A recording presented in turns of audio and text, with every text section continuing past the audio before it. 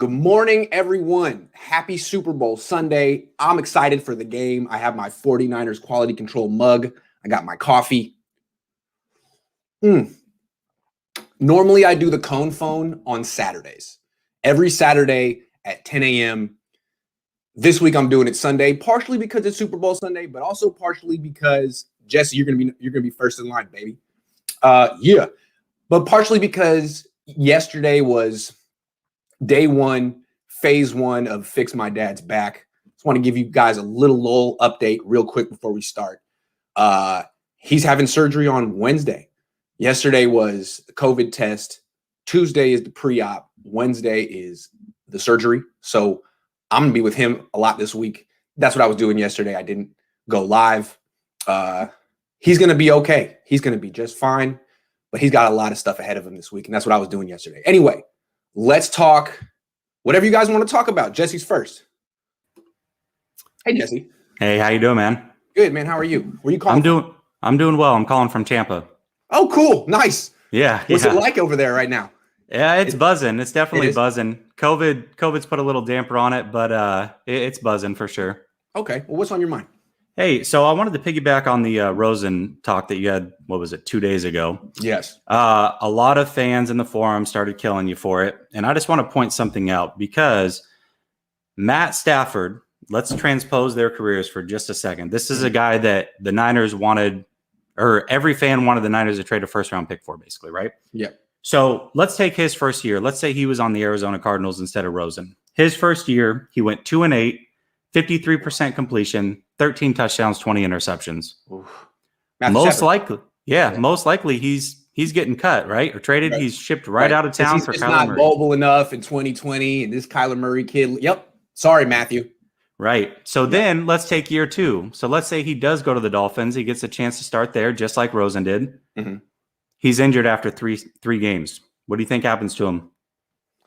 He might get cut. Who knows? Okay. Yeah. So year three, he passes for 5,000 yards. We may never, ever see that season because, well, Stafford's a bum. He's on practice squad with Tampa, and now he's picked up for peanuts by San Francisco. Yeah. So, just one of those things to look at. The only thing, I really like the Rosen take. The only thing that I don't like about Rosen is that he's got Eli Manning face, and I can't stand it. That is part of the deal. Like, my question this morning on Twitter was, why does everyone have this unwavering belief in Sam Darnold, but not Rosen?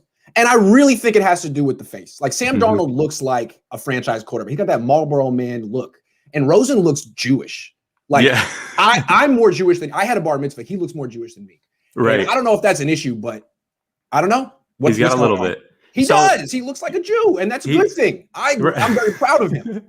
It didn't hurt Sandy Koufax. Why should it hurt Josh Rosen? Right. Yeah. I agree. One last thing that I want to bring up. So, we keep talking about Jimmy Garoppolo, but realistically, if Jimmy goes, the whole quarterback room changes. Yeah. So why don't we talk about every quarterback that we want in the room? And I'll ask you, but I'll just say mine real quick. I would prefer Rosen, whoever we drafted in round 2, based off of what Shanahan's looking for.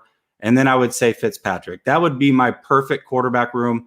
All three of them with the cap hit of Jimmy getting traded or cut is still half of what Jimmy costs. I would also bring Mullins to camp and let those 4 battle it out for 3 spots. Because I think Mullins has shown something.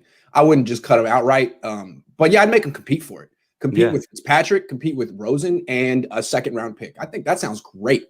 Because the way I look at Rosen, he's had problems, but when you just look at his tape at UCLA and the good games he's had in the league, he's more gifted than Jimmy. There's no question about it. He has a stronger arm. He's tougher. He's more mobile. He's smarter. He's younger. So if the Niners are thinking about drafting a quarterback at 12, they have to compare him to Josh Rosen. And they're great on Rosen coming out. Not what they think of him now, but what he was coming out of college, and compare like apples to apples with these other, like Zach Wilson, for example. Right. Heck of a player. But would Rosen not have put up those numbers if he had gone to BYU? Oh, easily. So why are we so certain that Zach Wilson is like the answer and not the guy who's already on the team? You know what I mean? Give him a chance. Agree. Yeah. There's no way that we can trade a bunch of capital to get up to number 2 to take Zach Wilson. No way. That's the worst thing that we can do. The worst thing. No guarantee that he's better than Josh Rosen anyway. So why do? Yeah. Right. I just don't understand why people have given up on him. But what I will say is I like that Kyle Shanahan stuck with him. Not playing him is strange, but maybe he wanted to set him up for success. If he becomes the backup quarterback next year and Jimmy's a starter, then Rosen's going to play at some point. Yeah, for and sure. all it takes is 1 or 2 good games for him to totally change the narrative about him. Oh my God, look at him now in a good offense. Oh, we wrote him off too quick. He turns 24, I think, in 3 days. Yep. I'd like to see it because the best thing about Rosen when I would watch him at UCLA, and I watched all his games because I went to UCLA, he didn't win a lot, but that team stunk and he took hits. He was tough and he could throw the hell out of a deep ball. Absolutely. Every game he would throw a couple deep that was like, geez, who else does that? He did it against the Niners too. The other thing that I'll say about him too that I've always hated about Jimmy is Jimmy's just always kind of like, oh, well, ho-hum, whatever. Rosen came out and he had a chip on his shoulder immediately. He's like, everybody's going to regret not taking me. Now, look, I mean, in hindsight, it hasn't sounded great, but that tells me he's a competitor, and I love that. I agree. And I think everyone's question with Rosen is how much does he love football? How much does Jimmy love football? Right. Jimmy has $85 million and nothing to prove. No reason to really get better. Rosen has something to prove.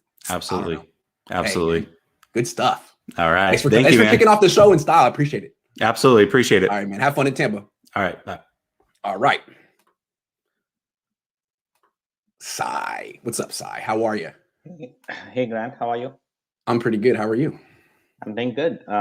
So for sure, it's been an exciting week where we started with Matt Stafford as a quarterback, if you think about a week ago. And now we have pretty much gone through all the list of all quarterbacks. And now we are at Rosen. I almost feel that. Well, I think today is Darnold. Someone's had a report that Darnold's on the way.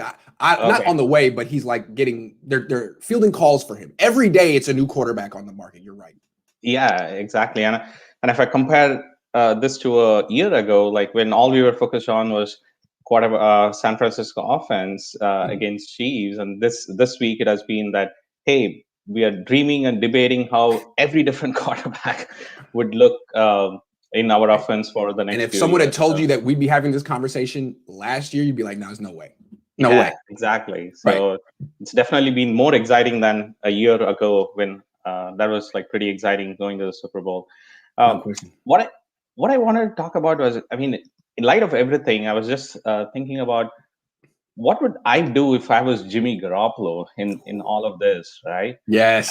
And I almost feel that at this point, I'll be going to the 49ers and pushing hard to trade me, like just like trade me out from here, because it was one thing that they went after Tom Brady, they flirted with him, like that's fine, but now after it happened again with Matt Stafford, and I mean enough is enough, right? So how many times? Real quick, let me jump in and ask you a follow-up. Let's say Jimmy has done that or will do that, and the Niners say, Jimmy, we would freaking love to, but you have no trade value because you're expensive and you can't stay healthy and everyone's expecting us to cut you. What would you say if you were Jimmy? Would you say, then cut me?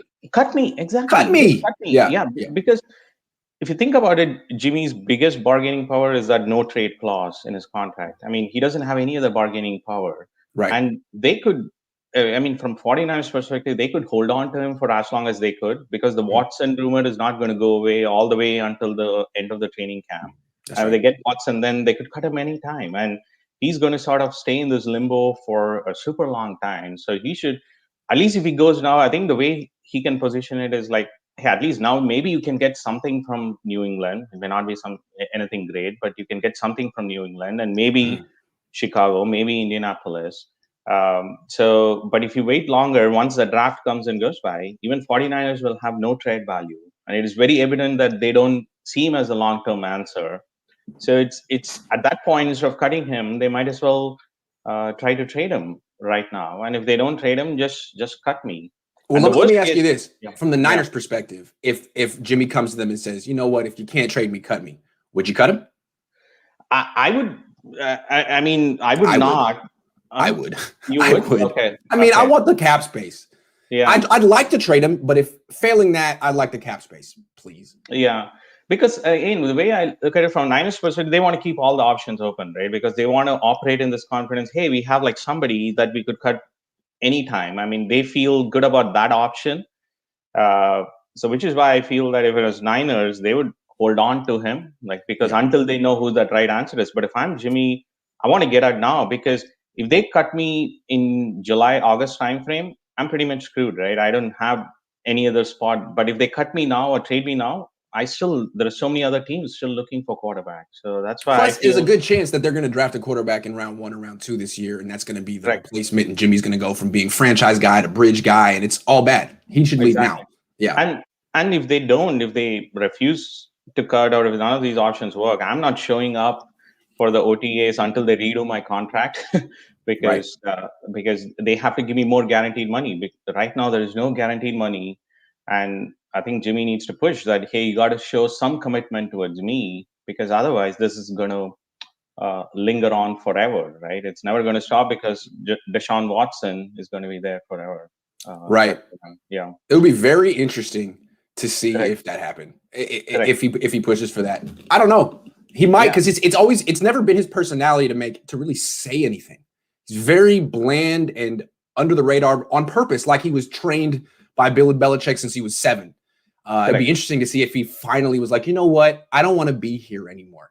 That would be out of character, but it would, if I were his agent, Don Yee, I think it's the move. Exactly. That should be the move. And the second thing that I want to track, assuming that Jimmy comes back, which is what it seems like, right? And I'm going back to the conversation that Vish and you were having. I feel that this season is extremely critical for Kyle. He cannot have another losing season. So in that scenario, assuming that he brings back Jimmy, I feel that the 49ers need to go all in on fixing their offensive line. I know that we debated because it's no other. I don't see any other way that they don't upgrade their offensive line. If you bring back Jimmy and the offensive line, what do you really expect is going to happen? Exactly. We already saw this play last year. We saw it. Yeah, we saw it. Exactly. And it's again, I feel that 49ers, they've not neglected the offensive line like the way they have neglected the cornerback position in a sense when it comes to draft. They did draft McGlinchey, didn't work out the way they probably hoped for. And they did put the money down on Weston Richburg, but that also didn't work out. But having said that, if you think about it, even the other quarterbacks that we have been talking about, Kirk Cousins, Aaron Rodgers, Matt Ryan, all these teams, they invested heavily on the offensive line. If you look at Atlanta, I remember 2 drafts ago, they took 2 first-round picks, like the right tackle as well as the right guard, Caleb McCary and Lindstrom. And then same goes with Vikings. They drafted a center in the first round, and then they also drafted a guard last year in the second round. So, and Aaron Rodgers, of course, has the best offensive line. So even if you bring any of these other guys, you got to have a better offensive line. So if ever 49ers, you have to double down. You got to bring Trent Williams back. They already said they're not. One more thing. Even if they were to get a quarterback like Deshaun Watson or some guy who can move and protect himself, look at Seattle. They have a terrible offensive line, and it holds them back every year, even though they have the most elusive quarterback in the league. You need a good offensive line. It's very important. No matter who your quarterback, how do you expect your quarterback to perform if he's getting pulverized? I don't like it. I'm with you. I'm with you. Exactly. And so pretty much they got to bring 10 million back. They got to sign a center, whether it's Lindsey or Alex Mack. And then they got to sign one more guard and then probably draft 2 guard and center combos in the draft. And they got to put competition. To me, all the more reason to cut Jimmy Garoppolo, because if they bring him back and pay him $27 million, where's the money? You got to pay Trent Williams. You got to pay Fred Warner pretty soon. Yeah, you could bring in some depth, but you're getting like Tom Compton again. I don't know if they don't have the funds for an offensive line because they brought back Jimmy Garoppolo, then they pretty much, deserve what's coming to them. Yeah, exactly. I totally agree. And they need to have a competition even for Lakel Tomlinson. I feel. They got to really focus on the offensive line. As important as the other positions are with cornerback that they need to fix, but I don't see a scenario. You got to have a good offensive line, and without that, again, I feel that it's going to be a losing season for Kyle. They need to have a competition at left guard, at center, at right guard, and at right tackle. A competition. They need to go too deep at all 4 spots. Sai, I agree with you, man. Thanks for coming on. All right. Thanks, man. All right. Talk to you soon. Yep. Sai's a vet. He's an MVP. Gotta love him. Hey, man, in the man cave. How you doing? Good. How are you? Good. How are you? Great, man. Great. So I've got a couple of couple of takes. One is I don't think Jimmy's going anywhere. I think they basically have made their decision, and I think there's 2 quarterbacks that they would move off Jimmy from, and that's Dak and Deshaun, right? Yeah. Watson, essentially. Those are the 2 left because everyone else is pretty much a lateral move at this point. You would agree, right? And some pluses or minuses, but you're not going to get that much of an improvement, and you may lose the locker room a little bit.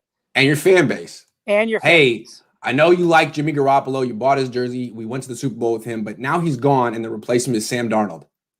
Correct. What do you think? Correct. Are you excited? No one would like that. I mean, I went to Miami last year. I have a Jimmy Garoppolo jersey, so I would be in that boat a little bit. You know what I'm saying? Right. So, to me, I think they're going to be big movers in the draft, not moving up, but moving down. That makes sense. I think that they're going to find a few teams that are desperate to get a quarterback, right, in that 12 area.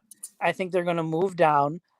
I also think getting Pitts is probably a good idea because it fits Garoppolo's skill set in throwing in the middle of the field. And as much as I love Kittle, I'm wearing a Kittle jersey today. He's, if it wasn't for Garoppolo being injured all the time, I think we would have a conversation about Kittle being injured all the time. Yeah. And he's only going to get, I feel like he's got a couple good years where he can be really, really good, but he takes a lot of abuse. He's not like Kelsey, who gets 6 or 7 yards, hits the deck, very easy. I mean, he looks for punishment, and that only takes you so far. Right. Hey, man, I like the Pitts pick, but I really feel that offensive line and cornerback are such dire needs that they can't afford to. I really feel that those are like code blue situations. But I agree. I think you afford that if he's there when you trade down. You have an extra pick. There you go. Yeah, that makes sense. That's right. That's how you couched it. Okay, that makes sense. That makes sense. So that's how I justified. Hey, you may you may draft a couple of offensive linemen in the 2nd round because of an extra pick. I like it. And you go that route. Yeah, I like it. Because again, if you get Pitts, it's not necessarily that you're pairing him with Kittle long term. It gives you the option to trade Kittle because look, Kittle's value, and I love him, is only going down. He's getting older. He's getting injured. If you trade him in the next couple of years, you might get 2 first-round picks for him. Oh yeah, absolutely. Yeah, absolutely. So, yeah, absolutely. And and you brought up something the other day that I think Kyle emulates. Everyone says he emulates his dad. But I really think he's got a little bit of wanting to emulate Bill Belichick. I agree. And they even talk the same. Right? They talk the same. Only difference is that you can get a little bit more information out of Kyle if you press him. Bill, you're not getting anything. True. Right? Bill will push back. He's like, I've said what I want to say. Or just stare at you awkwardly for 5 I gave you the answer I wanted to give. Yeah. And I think we're seeing that a little bit in that Bill had a quarterback that the team could rally around, and he could be the curmudgeon because he was so respected, his mind, that people let things go. He was very cutthroat, but he had Brady to kind of smooth that over. Then Kyle sees that he's got someone, he's not Brady, but he's got the locker room like Jimmy, so he's stuck. I don't think Kyle can rah-rah the group like, the defensive coordinator that just left. True. Not his personality. It's not Bill's personality. No. You need somebody. And we saw that without Garoppolo, Kittle didn't step up. Well, Kittle was hurt. He was hurt. And it doesn't seem like Fred Warner's that type of person. No, it's more like Quan Alexander was supposed to have that kind of personality. You're right. Richard Sherman had that personality, but he was injured too. So he was injured. Yeah. He had all the alphas who could bring the locker room together. They weren't Bosa's an alpha, but he's not there. He's not there. And so to me, I think they need Jimmy to kind of show the fan base that we can win games, but also, the downside is that if they don't do well next year, Jimmy's a scapegoat. Here's why I like the idea of bringing Jimmy Garoppolo back. To me, it increases the odds that we get to see Josh Rosen next year, and I'm all for it. No, I legitimately can't wait for training camp. Do you remember I want to see him. The comparison of Josh Rosen was? It was Aaron Rodgers when he was coming out, they had interviewed when he was coming out of high school, people called him school, Rodgers. right? I was so excited to see him at UCLA. And then when he came out of college, people were calling him Matt Ryan, Eli Manning. It's like now before his 24th birthday, everyone's out on him. Like still throws the ball better than anyone the Niners have had in a long time. I mean, if you brought up a couple of things, his highlight reel, you know, he throws a better deep ball than anyone the 49ers have had in the last. I guarantee he hits that throw to Sanders in the Super Bowl. He's been hitting that throw his whole life. It's what he did. It's what he does. I think the initial shock of the league was you draft that guy. He's a poster boy of, hey, we made a mistake. We're moving on. And he's going to move around until you get that. Yep. But I mean, I feel like one of the things with him, everyone's like, they question his commitment to football because he's rich and smart and might want to. It's like he just played a year on the practice squad. He's not in commercials. He's not trying to be a crossover. He's not Matt Leinart. Matt Leinart, when he left USC, wanted to be a celebrity. Yep. He went back for a 5th year at USC to take ballroom dancing. He was demonstrable that the dude was not a hard worker and didn't really care about football. He wouldn't have spent a year on a practice squad. I just feel like I want to see Josh Rosen. So I'm curious. I'm hopeful. Bring back Jimmy. Bring back Jimmy. Bring back Jimmy. Bring and make the team better around him. So whoever does come in can handle it. I'm with you, man. Good stuff from the man cave. See you later next weekend, man. See you next weekend. All right. Oh, it's all right. You know, it's Eric's turn. What's up, Eric? Hey, how's it going? Good, man. How are you? Where are you calling from? I'm calling from Saratoga, just south of San Jose, so not too far away. Nice. Well, thanks for waking up early with me today. Usually it's a little later, so I appreciate it. Yeah. Well, I'm kind of excited for what the Super Bowl today. Yeah, me too. So me too, man. What's on your mind? What's on my mind is that I am very sorry for the stutter. I am very much on board with the Rosen thing. I think I watched him since he was a freshman because I went to Stanford games and I watched him face Stanford. He wasn't too shabby, but a lot of people don't understand and don't remember that Texas A&M UCLA game. Oh my God, was that amazing! I watched hell of a comeback. I thought the game was over at the time, but then I said, wait, what is this? Yeah, that was like some Tom Brady / Joe Montana level comeback, and I'm like saying, in my opinion, if the 49ers want to succeed, this is just my opinion, and I don't care if I get any flack for this. Mm-hmm. Is that I personally think, and this is controversial, and I'd like your perspective of this. Okay. Is I would actually, all the free agents that are going to happen, including with Jimmy, Mullins, Beathard. This is just my personal opinion. It's just I want more caps. I would think if I'm Shanahan, I would want more cap space to work on the line, and so I would basically just wipe everyone out besides Rosen, because Rosen, as of now, is dirt cheap. You mean in the quarterback room? Just start over the quarterback room. Just start from the ground floor. Start from the ground floor start with Rosen. If you think that because I don't think he's bright, man. He's bright. I think he can catch up with this. And I'm saying give him an off season. He has a whole off season with the team. And he does have that chip on his shoulder. And I have watched him in order to get that comeback against A&M, and even some of the games in that he did in the youth. I think he had a comeback win against the Niners in 2018. Yeah, in Arizona. He did. He beat the Niners and twice. Do you know what? That's exactly what we don't have. We don't have this like Brady-esque. Hey, we gotta do better, guys. Right. Jimmy's like, I just threw a pick. He's saying, "Oh well, we're kind of behind." Yeah. So. Agree. Whatever. So whatever. So you're into the Rosen idea. You like the Rosen idea. Okay, so look, I don't have a problem bringing back Mullins because I think you might want one dude who knows the offense. That's what I'm saying. You want somebody where that can be that bridge quarterback. Like Mullins, I can see can be Brady's Bledsoe. He starts something like that. So he starts off for like 5-6 games. They think Rosen's ready, and then he just surprises people. Yes. Here's the thing. I keep coming back to this, but everyone's written off Rosen. It's only going to take one good game in relief of Jimmy Garoppolo for that narrative to switch on a dime. Oh my God, we wrote off Rosen too quick. Oh wow, he's really good. He's in a good offense. He's only 24. They got something. Well, I'm not guaranteeing he's going to work out, but they can't write him off.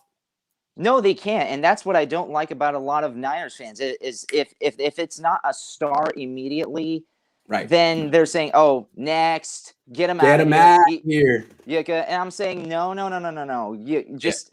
You've got groom him. In my opinion, try to find ways to find the cap space, because if he has I'm saying, okay. Sign Trent Williams. Sign as many good offensive linemen sign as many good offensive linemen. Right. Just focus on the line. Yes. Right now, Rosen is dirt cheap. You don't, and if you don't have Jimmy, you don't have to worry about that cap space as much. No, I think it's a great point. I think a lot of people are making this today. I think they're starting to realize fixing the quarterback position, first of all, is a lot harder. Second of all, doesn't fix all the issues, because any quarterback you bring in is going to have to deal with this bad offensive line. Fix the offensive line. You have some talent in that quarterback room. His name is Josh Rosen. He was the 10th pick in the draft less than 3 years ago. Give him a line. Yeah, that's very recent. And I'm saying, okay, Zach Wilson and all these other people, I don't doubt that they're as talented as they are. However, are they more talented than Rosen? How do you know? Really? Rosen was a 10th pick. The guy's got a hell of an arm. So, it's hard. It's hard to say. Any quarterback you're thinking of taking at 12, any quarterback you're considering taking at 12, you have to measure against Rosen. And Rosen measures up really well. And not just that. How are these people, Mac Jones, Kyle Trask, all these others, going to be behind a Garbo offensive line? Yeah, it's not going to work. Because Mac Jones, if he was behind that offensive line, he's gonna be Mr. Fumble. He's gonna fumble, intercept. Yeah. And I know that you're a huge Trask fan or you've spoken highly of. Look, I've been watching a lot of Trask. You go back and watch Rosen at UCLA. I mean, they're similar. Rosen has a stronger arm. And I don't understand people who are like, hey, the Niners need Mac Jones, and I'm over Josh Rosen. I guarantee you Josh Rosen is a better quarterback than Mac Jones. No. In order to get here's what you do. If you want Mac Jones, you need them Alabama linemen. I agree. You need the Alabama linemen. And the Niners don't have that. And then you will get Josh, and then Josh Rosen will basically be Mac Jones on steroids. Eric, I gotta let you go, man. I gotta get to the next guy, but you killed it. Right. Thank you so much for coming on the show, man. Have a great Sunday. Enjoy the game. I'll come on again. Absolutely. You're always welcome, man. Take care. Thank you. Bye. Of course. Hey, they gotta find a way to. What's popping? Hey, Grant. How you doing, man? Good to see you. It's really great to see you, to be back on the show. Oh, it's great to have you back, man. What's on your mind today? My question for you is that how do you feel about John Lynch, the general manager of the 49ers, getting inducted into the Hall of Fame at Canton? Oh, great question. I haven't discussed it. I think it's well deserved. He was one of the best players I ever saw as a kid in the 90s. He was definitely one of the best players in the 90s. And his work, hold on real quick. And then I'll ask you what you think. His work as an announcer adds to it, just like it did for John Madden. The one thing, though, I was wondering if they were going to hold his GM resume against him, because he didn't draft Watson or Mahomes, and that's tough as a GM. And he was asked about it today on a conference call, and he said, yeah, that one's going to haunt me forever. But I did scout him. I really liked him. It's just that we had already decided we weren't going to draft a quarterback, which to me is him saying, Hey man, that was Kyle's fault. That was Kyle's fault. Don't hold that against me. So hey, well deserved, because it wasn't John. John wasn't the one who wanted Kirk Cousins. That's Kyle. What do you think? I think it was a really great move for them to induct him into the Hall of Fame at Canton because, like, I agree with you. He's a great player, great general manager, great all-around person. He's a really great guy.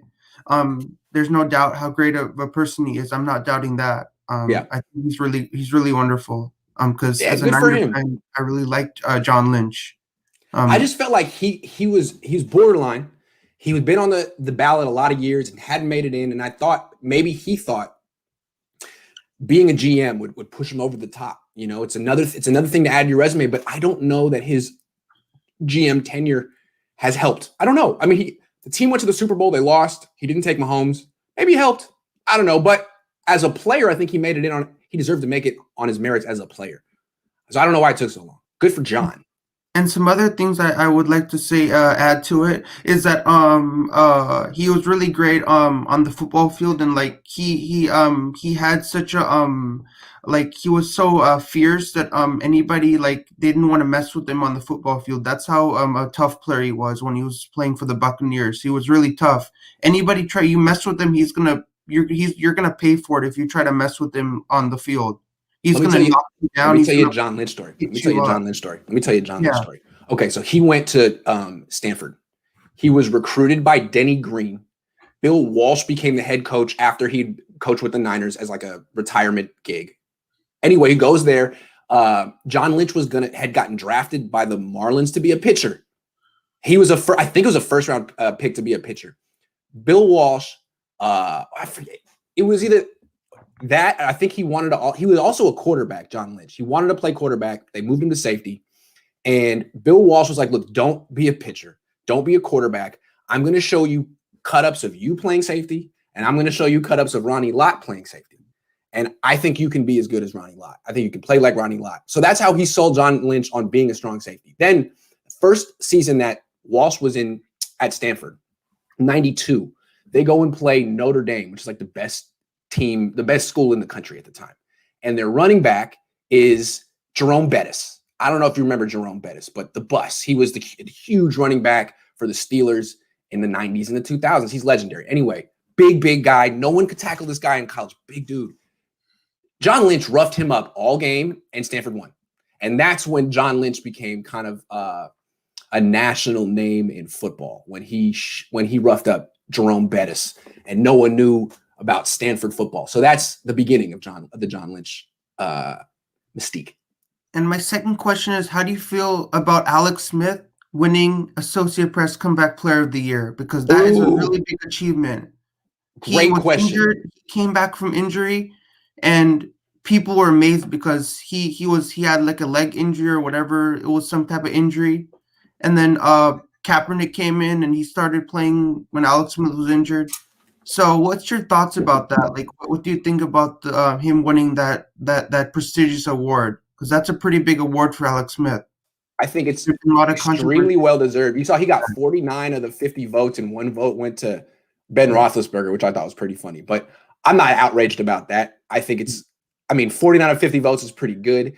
What's interesting to me about Alex Smith is he's been through so much in his career. I mean, he had so much flack and grief on the Niners when he was early in his career, and then when he got replaced by Kaepernick. This is a guy who's earned $210 million in his career. When he had this catastrophic injury, he easily could have walked away from football, and no one would have faulted him or said, oh man, he just doesn't love football. Like, no, just stop. And he didn't. He fought back. He was out for almost 2 years, and he came back, and he won like most of his game. It was really remarkable. And I think it changes the way people look at Alex Smith forever. One of the toughest competitors we've seen in this era. Who does what he did? No one. Right? And the really sad thing, and the really thing was that I never got to see him play, so I never saw how great he was because I never got to see him on the football field. So that's what really hurts, is I never saw him play. How'd you never see him play? I never. Oh, that was before your time. How old are you? I'm 24. Okay. All right. Hey, well, you can check them out on YouTube. They're out there. Yeah. But he Go watch really 2011. He had a really good year, and then 2012 before he got hurt, he had a really good year too. Yeah, but he's really amazing. And how do you think about him his on the Washington football team? How great is he on his new team? Do you think he's a well fit on his new team, Washington? I mean, when he's healthy. Hold on, let me tell you real quick what his numbers were last year. Because it's remarkable what he did. He's 36 years old. He started 6 games last year and went 5-1. He went 5-1 on Washington. The problem is he keeps getting hurt. He had a calf injury that kept him out of the playoffs. So I don't know if he can really be a starting quarterback in the NFL anymore. I'm talking to Stephen Curry now. Stephen Curry, look at that jumper on Stephen Curry.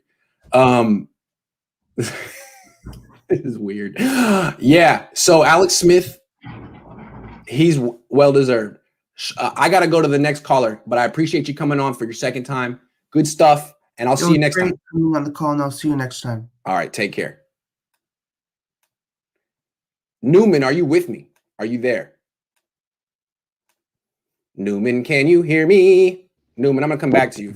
Are you there? Hey, Grant, how are you doing? What's going on, man? Can you hear me? Sort of, kind of. All right. So I just want to ask you, what do you think about Taylor Heineke? Is that your? What do you think about Taylor Heineke? Is that your son in the background? All I can hear is a 2-year-old. No. Sorry. Sorry about that. Hold up. All good. What do you think about Taylor Heineke? He looked scrappy in that game. Lost him. Taylor Heineke question. That was the one. All right. Yo, what's up? Yo, what's up, Grant? How you doing, man? Man, good to see you, man. Good to see you too, man. First, before I ask you any 49ers, I want to ask you, on Friday night, who do you think was getting more flack on Twitter, you or Jose Canseco?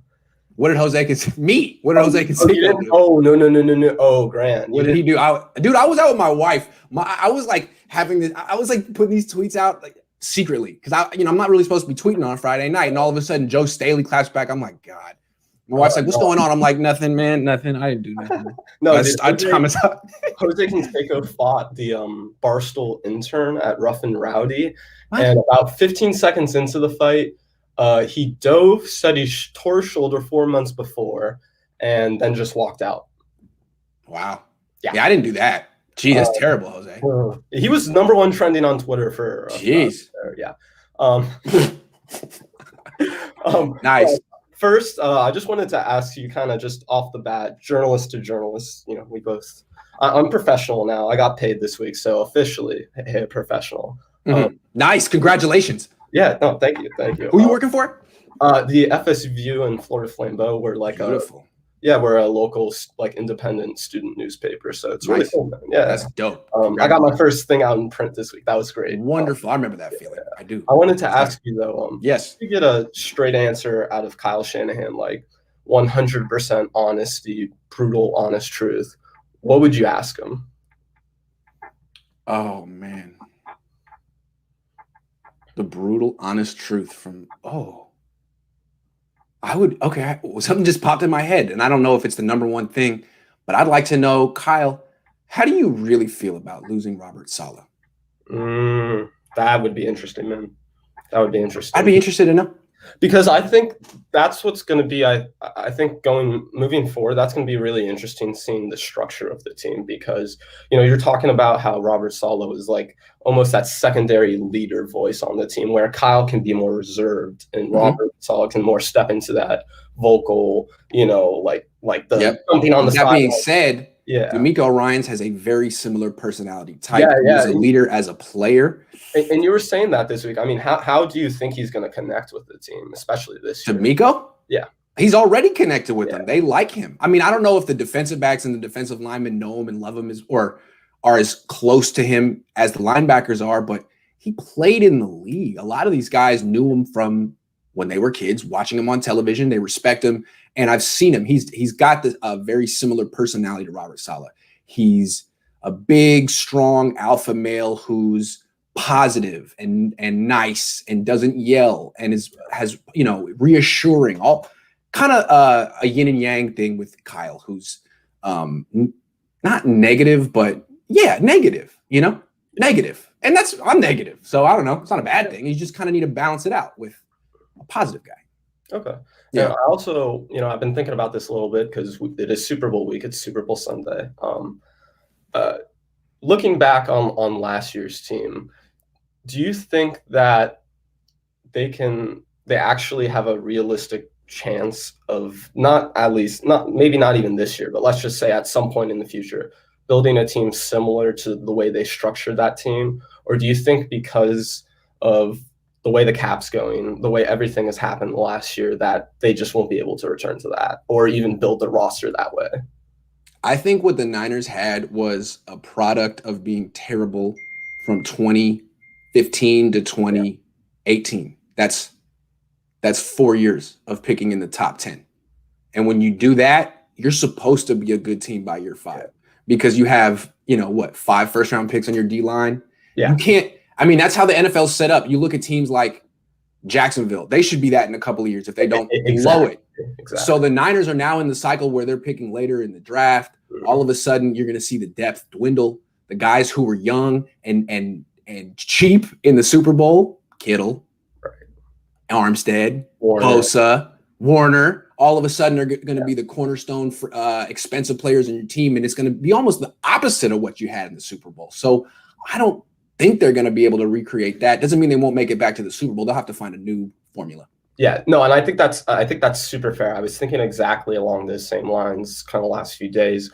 And just based off that, how do you think they should be building their team going into the future? Because I think we all recognize that they're going to have to make some tough decisions, especially in the next few years, and they're going to have to make some really hard. Look, I have an answer for you right now. Okay, this is a legit answer. Yeah. As long as they have, I think we can all agree that Jimmy Garoppolo is like a average starter when healthy. Average. He's not bad. He's average. As long as the Niners have average quarterback play, they shouldn't be spending $27 million a year. They have Kyle Shanahan. They have one of the most respected offensive coaches in the league. They shouldn't have to pay top dollar for average quarterback play. If that's the best you can get a guy on a rookie deal or get Ryan Fitzpatrick and make it work because you're Kyle Shanahan. Why is Jimmy Garoppolo this franchise crutch when even you don't think he's that good? So yeah, stop spending all this money on quarterbacks unless the guy's really worth it. Because I look at Josh Rosen, Jimmy Garoppolo. Rosen is the more talented one.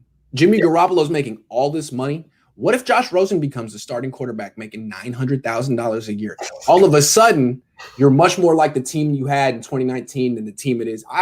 Now you can do some things. Yeah.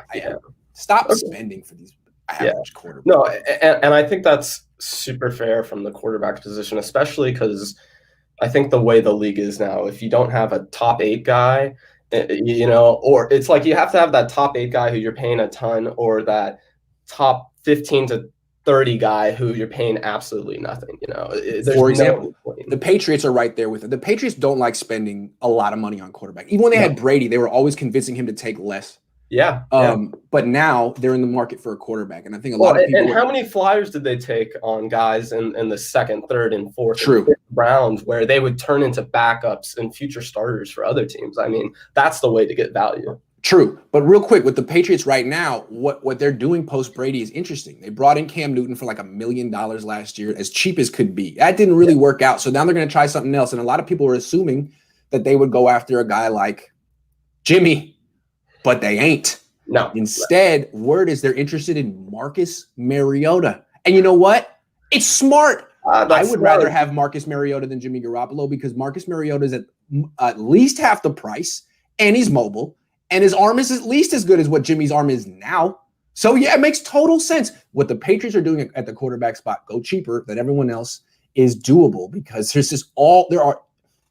NFL is flooded with average quarterbacks in a way that it wasn't 10 years ago because you can't touch them. You can't even touch them anymore. No, you can't. You can't. No. And just real quick, because I know I've been on for a bit with the quarterback position, with the way things played out with Stafford and the way the Niners clearly I don't think they valued him like the other teams did. They just did not. They didn't seem to have the interest that other teams did. I mean, there was that report that Carolina was actually seriously offering 8, and then they asked for Aaron Donald today. Like, that's crazy, right? They asked for Aaron Donald? They asked for Aaron Donald? Oh, they asked for Aaron Donald. Rappaport reported today. He's like, I was just looking. They got the same package for Stafford that the Broncos got for Cutler in 2008. Yeah. Remember when the Broncos traded Cutler to the Bears and everyone said, man, Josh McDaniels is crazy. What are you doing? Now, he ended up getting fired because he drafted Tebow. But the Bears trading 2 firsts and a third and Kyle Orton for Jay Cutler, ooh, that's bad. It's bad. Ooh, that's bad. Well, and just looking at how things are playing out now. There's a lot of similarities between Cutler and Stafford, too. Oh, yeah. Cannons. Oh, yeah. Cannons with excuses galore. Well, and it's the same. It's not at the same level, but it's the same sort of thing with Carson Wentz. I mean, I think I talked to you a few weeks ago about all these different quarterbacks I threw at you, and one was Derek Carr, and you immediately said, like, people don't like that guy. People hate Carson Wentz. I mean, I didn't know that because he's all in Philly, and I don't really. But wow, coaches, teammates, no one likes that guy. No one supports that guy, and I mean, if you just look at the way that team responded to not only Nick Foles but Jalen Hurts. I mean, the response that team had to him this season, when their season literally meant absolutely nothing by a certain point, it's crazy, man. Pretty clear that that locker room attitude is anyone but Carson. Anyone but Carson. Anyone. And the rumor is now that they're going to trade Carson to the Bears for Foles and picks. That is too freaking funny. Too funny. And please, just real quick, Grant, tell me we're not going to trade for him, because that would just. No, that would be terrible. He has the worst contract in the NFL. And again, why are you trading for Carson Wentz when you have Josh Rosen? Why? Or Jimmy Garoppolo, even. If you look at the difference between the two, it's like one guy is just more expensive, a little bit younger, and someone people like even less. But I mean, with Wentz, it's like what the allure is the physical tools. Right. He's got a strong arm. He's a big guy. Rosen has a strong arm. Like, why are you trading multiple picks and bringing in the guy with the worst contract, legitimately, in the NFL? He's not even average. He got freaking benched this year. His quarterback rating was 72, and he was like, well, he didn't have any pass protection. My only thing with that, my only problem with that is the same problem you have with all these college quarterbacks. Is if we take someone else and put and put that person in their situation, how do they do? And you look at what Jalen Hurts did. Like, I wasn't super impressed by all the things he did, but I mean, he was better than Carson. He's better than Wentz. Period. Better than Wentz. I mean, period. And he wasn't even. Though I look at Hurts, he's not accurate enough to be an NFL starter. No, he's always going to complete like 53. He's better than Wentz. So what does that say about Big Carson? And not only did that offense rally around him, but the defense. I mean, the defense looked like they were trying so hard for Jalen Hurts. That was their guy. So I'm damning. It's damning for Carson. Jeez, he's got to work on that. But again, he's one of these guys who's now probably has $60 million, and now it's like, how much do you even care anymore if teammates like him? He's from if you play well, or if you doesn't want to spend a lot of money on, he's set for life right now. He can go back to North Dakota and be the richest guy in North Dakota and live like a king. He and be like, you know what, I got screwed in the NFL. Either quarterback coach or whatever, whatever. Hey Ben, strong stuff is always. Again, congratulations on getting published. Thank you. Hate is good. I appreciate it. I'll talk to you next week. Stay safe. All right, you too. Rambo says, what do you think about bringing in Ryan Fitzpatrick? Yeah, I love that. I like that a lot. I've been talking about that. It's money. Hold on. I'm bringing Patrick Moody next. Get ready, Patrick. You're next. Boom. Add to stream. What's up, Patrick? Hey, how's it going? Good. How are you? Pretty good. First question I have for you. You think we can, 49ers can bring in, Patrick Peterson on a 1-year deal if he's available? Yeah, absolutely they could, especially if they get rid of Jimmy Garoppolo. That creates $27 million in cap space, and you can make all kind of moves like that. If they keep Jimmy, I don't even know if they can re-sign Jason Verrett. Verrett will be more expensive than Patrick Peterson. I don't know. What do you think? Have you been impressed with Peterson the last couple of years? He looks a little old. Yeah, I think so. He's losing a step or two, I think, but for the most part, I'm thinking they just need a leader at that, DB area. And it's the same logic with when they got Sherman. It's like future Hall of Famer at the downside of his career, but not over with his career, and you're weakening a division rival, which is always nice. Right. Yep. Yeah. Next question is pretty much similar to the DB situation. I think overall, I just think we should just let everyone go. That's not pretty much don't even re-sign anybody. For right now, I just think everybody should just be gone. Just to save money, at least. Clean slate. Yeah, and having said that, do you think any one of our current linebackers that could be moved to a strong safety? Because it's funny. They have this guy Demetrius Flanagan-Foles, who was a safety at Arizona and plays linebacker. The Niners do it differently. They turn safeties into linebackers, not vice versa. Because the Niners' philosophy on linebackers, and I gotta give Robert Saleh credit for this. I think he's probably the best. He was the best linebacker coach in the league before he became a DC. It's all, even with linebackers, it's all about pass coverage in today's NFL. So you look at a guy like Fred Warner. He's not the best against the run. He might have had 5 tackles for loss last year. He's not the hardest hitter, but the reason he's an all-pro linebacker is because he gave up like a 52 completion percentage last year and had 2 picks, and he's great in coverage. He was basically a safety in college. So I think they would go the other way. I think they would take a guy like Marcel Harris and move him to linebacker before they'd move a guy like Flanagan-Foles to safety. But that's a good question. I like that question. Hey, let me throw something at you real quick, because you're saying you want to start over in the defensive backfield. Would you rather do that and keep Jimmy, or get rid of Jimmy and bring back Verrett, bring back Tart on a 1-year deal, bring back Witherspoon on a 1-year deal? What would you rather do? Tell you the truth, overall, I've been watching Garoppolo since he's been with the Patriots. And see the Patriots to the 49ers, I see the difference there. And, he's always getting hurt. But overall, I just look at it as like completely just get rid of Garoppolo somehow, some way. That's how I feel. Even if you have to cut him, and it's worth it, because now you just created $25 million in cap space, and now you can just go shopping. I like that. What about by June? Would they save much more, right? If they cut him by June? I don't think so, man. They can cut him now. And the way they structured his contract, they can cut him whenever. They should do it. I mean, I understand waiting around a little bit and seeing if you can get a trade for him, but when you fail and you can't get anything, cut him, man. I don't know. I guess some Niner fans will be upset, but you won't. Right, definitely. I'll be happy because just like one more thing, pretty much. So go ahead. I was looking at the quarterback situation, and I would resign with Verrett, bring in Patrick P, and got what's his name? Number 41. What's his name? Mosley. Yes. Yep. He's still there. He's already in it. So I mean, there you go. Draft number 12, Patrick Surtain.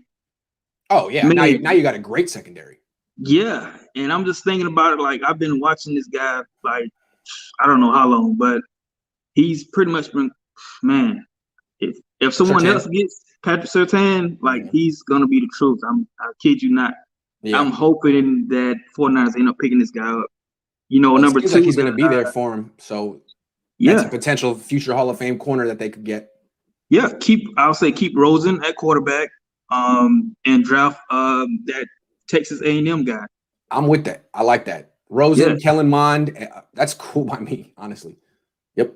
That's the thing. I love it. Where are you calling from, Patrick? I'm calling from Emeryville right now. Oh, nice. I'm in Oakland. Oh, wait, you said Emeryville or where? Emeryville. Oh, nice. Yeah, I'm in Oakland. Beautiful. Oh, cool. nice, man. Yeah, I'm just at work right now, so I was in Emeryville yesterday for brunch. I went to Doyle Street Cafe. You ever been there?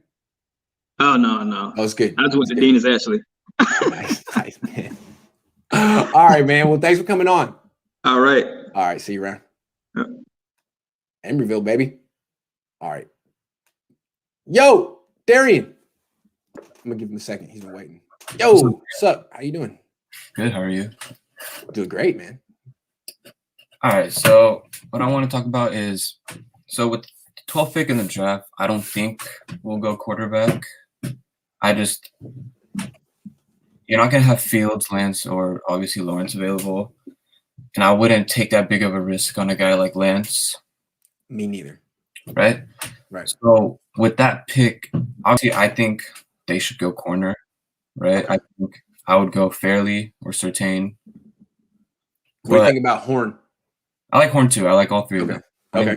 Okay. All right. Do you think it's more important for them to build off the secondary or the offensive line in round one? I mean, honestly, I think offensive line is more critical, but that doesn't mean that that's the right pick at 12. If the best player, I just feel like the way they got to do it is if the best player at 12 is a corner, or if when they get to 12, the corners are graded higher than the available offensive tackles, you can't take an offense. You can't reach for an offensive lineman when corners in need as well, and there's better corners available. So if you want to take an offensive lineman, then you got to trade down probably. That's the way I look at it. They're both really big needs, and I wouldn't reach for an offensive lineman to take a higher graded corner if I trusted my scouts' grades. Wouldn't you feel the same way on that? Yeah, probably. I also think the most important position that they're lacking right now is center. And you got guys like Alex Mack, who's a free agent. Yeah, I like that. I mean, just handle that position in free agency instead of spending a first-round pick on the center. Sign Alex Mack, maybe draft a guy who can play behind him. But again, I think there needs to be some type of move at right tackle. Either replace Mike McGlinchey or bring in someone to compete with him, because just bringing in a center doesn't fix Mike McGlinchey's all of his problems. It doesn't. It fixes some of the offensive line's problems, but there's too many times where McGlinchey's just getting overpowered one-on-one. There's nothing the center can do about that. So I would be, if I were the GM, looking for some type of way to hedge my bet at right tackle. And Sean Coleman isn't it, because that guy can't stay healthy. Yeah, he broke his leg last year. Right. Yeah. I think at the right tackle position, I think that's something you could. I mean, how about if they re-sign Trent Williams? And do you think Trent Williams would ever be open to playing right tackle? No, I don't. Because Orlando Brown from right. Rosen, he requested he wants to play left tackle. I see. I don't think Trent Williams would consider it. Here, I got an outside the box idea. Tell me what you think. Joe Staley.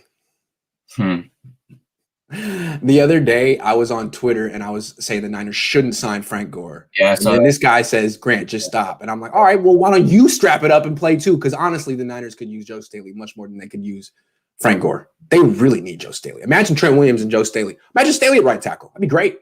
Probably weighs like 225 right now. Yeah, he's gotten super skinny since. Yeah. Once you're out of the game as an offensive lineman, there's no going back. Yeah. There's no going back. Yeah. But so round one, I think they should take corner. Okay. And then round two, I think that's where you take a quarterback. Agree. Because I think you need someone who's not going to be an instant starter. But I expect Garoppolo to be there next year. Yep. So you need someone to sit behind him. Who do you think it'll be that they take? Honestly, I would want anybody except Mac Jones. Anyone except Mac Jones. I'm with you on that. I don't like Mac Jones at all. I don't like him at all. So Trask, Mond, yup. Yeah, I like Mond Trask just because I feel like he has more upside. I agree. He has more upside than Trask. If you threw both of them, day one in an NFL game, Trask would probably be better. Probably. But Mond, he can develop, and his athleticism, and I feel like it's intriguing. As an athletic quarterback in Shanahan's system would be really good. Yeah, it would be very intriguing. I would be interested to see what he could do. And like what you said before, like he's kind of like a Kaepernick type prospect. Yeah. Big, long strider. Yeah. Fast. Yeah. Strong arm, but he has accuracy problems, right? He does. That being said, he completed 63% of his passes this year. He's not terrible. He just doesn't have an arm like Josh Rosen or anything. Yeah. No. Anyway, good stuff, dude. Yeah. Where are you calling from? Sunnyvale. Beautiful. Nice. Yeah. All right, man. Well, thanks for coming on the show. Thank you. All right, have a good one. The next person that's coming on the show is named 49ers Fan. It's a pleasure to meet you. Can you hear me? Yeah, what's up? So I was thinking like the last could we get maybe a long-term replacement in like the 3rd round at right tackle? Maybe. I mean, I think there's a possibility. I haven't delved into the offensive tackle prospects yet, and I will. But I think there's tell me. My question for you before you say something is, are there any right tackles in 3rd round who are better than Mike McGlinchey? Because I'm guessing there are. Yeah, so I didn't really dive into what schools they were from, but we could probably get towards the bottom of the top 10 offensive right tackles. So like Spencer Brown, I can't remember where his college is from. Alex Leatherwood. Maybe another guy that we could get in the 2nd round is Jalen Mayfield from Michigan. Started right tackle last year and won, I think, all Big Ten. So I think. Look, I don't know about. I don't know who you're saying. I haven't familiarized myself yet with these prospects, but I think the point is that to improve at right tackle, not left tackle, right tackle, maybe you can do that in round 3. And if they can, they should, because it's an important position. Yes. So I like that. Yeah. Maybe round 3, you can find an upgraded Mike McGlinchey. It's not like Mike McGlinchey's that great. Good point. Yeah. And also like I think I would not be too mad with Mike McGlinchey for 1 more year. But I mean, I guess he did get a lot of people injured and lost a lot of time, but yeah, he could be a guy that like Mike McGlinchey might only be playing here for 1 more year because he's on his 5th year, so of his contract. So we could get a guy who could start like maybe 2 years from now. Right. That's another good point. Like, even if you're not getting a guy to replace Mike McGlinchey right now, you get a 3rd round pick who can compete with him as a rookie and then replace him in 2022 because you don't want Mike McGlinchey in 2022. I'm with you on that. You get a lot of great points so far in this call.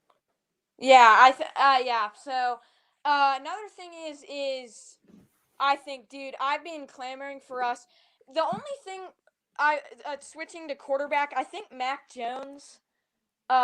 He's not that good, but he was tough in the national championship. Like I think was playing on a pretty injured leg in the 4th quarter when he got injured against Ohio State. So he's a tough guy that maybe could come in. Sure. Let me ask you a question.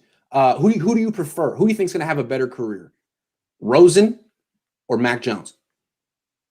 I don't know. I haven't watched a lot of Rosen, but Fair. I don't know. Rosen's looked kind of bad in the last few years, but I mean, I don't know because we haven't. Oh, I don't want to put you on the spot. I don't want to put you on the spot. My bad. So yeah, yeah, that's all I was gonna ask. Oh, actually, one more thing.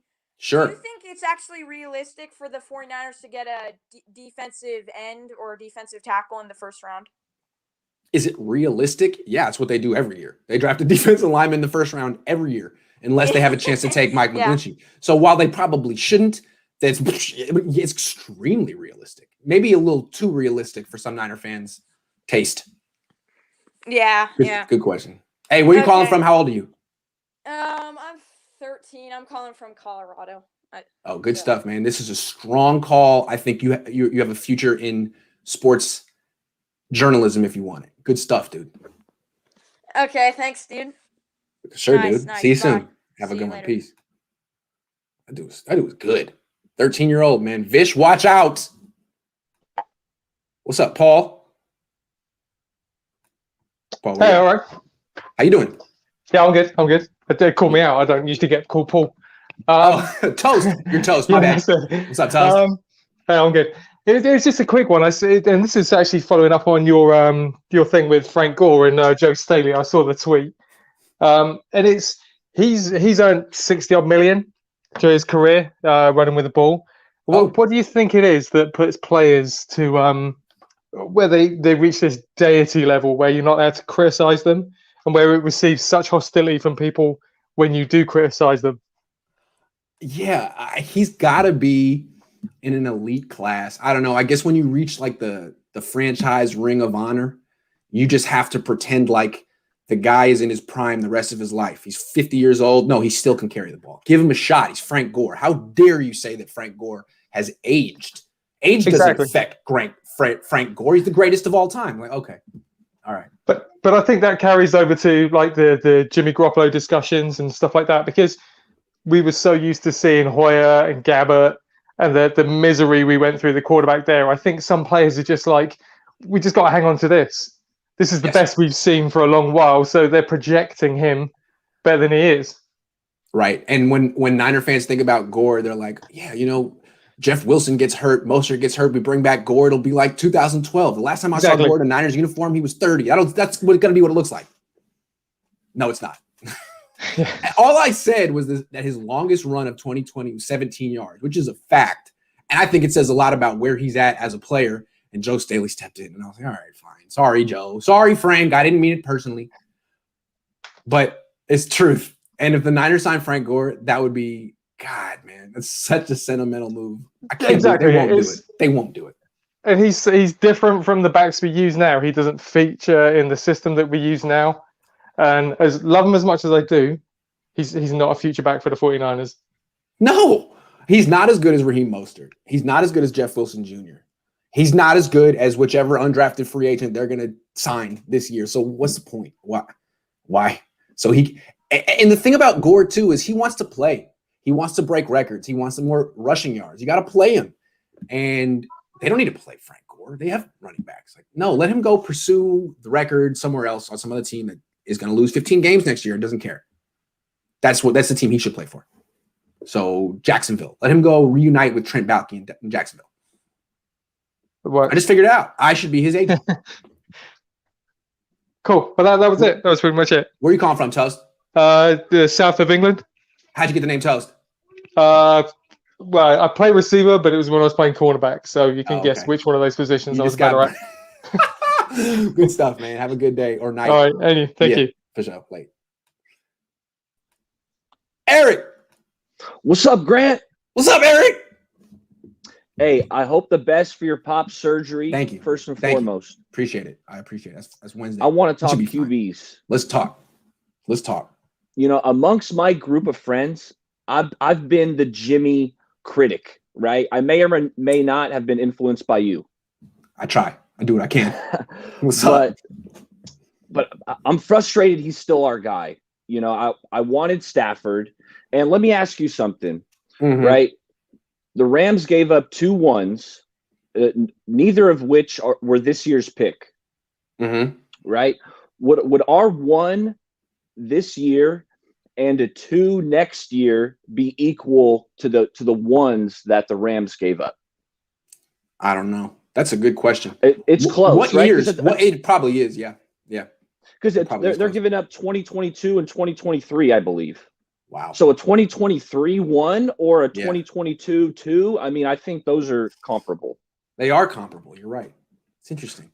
Anywho, I wanted Stafford. I still don't understand what the Lions were thinking there. Like, first of all, why did they want Goff? The guy that they hired came from the Rams, right? The GM. And apparently he was the guy pounding the table for Goff in the draft that year, trading up for Goff. Well, so there you go. I guess he's still pounding that table. Yeah. But also they could have had the 8th pick from Carolina and they wanted future first. That doesn't make any sense. Yeah. That's what I'm saying. That's what came out today. Sense. Yeah. So maybe they wouldn't even taken that from the Niners if they'd offered it. It's very true. Yeah. I don't know what was going on there. It might have been some insider trading. We don't know.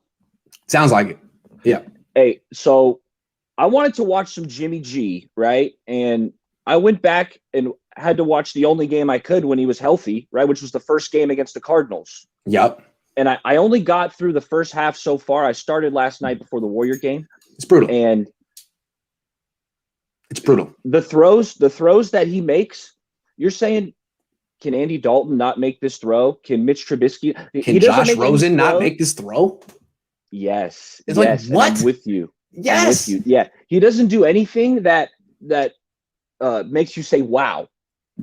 Zero. And when he came in 2017, there were a couple plays where he would extend a play and spin around and make a throw in a red zone for a touchdown and be like, okay, that was nice. It wasn't Patrick Mahomes, but it was nice. Now it's like, dude, you seem scared in the pocket. You can't move. You can't stay healthy. You can't throw outside the numbers or deep. Like, this is boring. Speaking of spinning around, do you remember the play that he had against the Cardinals where he was 3 spins? 3 spins, man. Yes. If you go back and watch it 3 times. He spun one way, spun back, and then did it again. It was like, dude, you need to stop. And we were in the red zone. We were at the 10-yard line. That's right. That's right. Unacceptable. Hey, and actually, you know what? If you think about it, the pass protection on that play was decent. He held the ball for about 3.5 years. It was phenomenal. It was I mean, that's on you, dude. Yeah. Yes. Yeah. And, you know, I was thinking that we could plug in a guy like Alex Mack at center, shift Brunskill to right guard, and that would kind of solidify the line. But going back to that game, Brunskill was getting bullied at right guard. Man, he was getting pushed back by that Cardinals DT, and it made me take a step back. Do we know that Brunskill's a starting caliber offensive lineman in the NFL? Man, you know, I thought he was, and then yesterday when I watched that, it changed my mind. I think we have 3 holes on the line, right? Tomlinson, I think Tomlinson is adequate, right? I think you agree with that. That's the word. And McGlinchey, he's a terrible pass blocker, but it seems like they're hell-bent on making that happen. So right guard and center are the 2 positions that we need to upgrade. And it was the same thing last year. If you go back and watch the 4th quarter of the Super Bowl, Garland and Person just get worked every play. It was the same thing last year. So, yeah, I got to figure that out. I'm with you there. Hey, man, you know what? You were the guy who kept me honest on Zach Wilson, right? Absolutely. So what do you think of Rosen?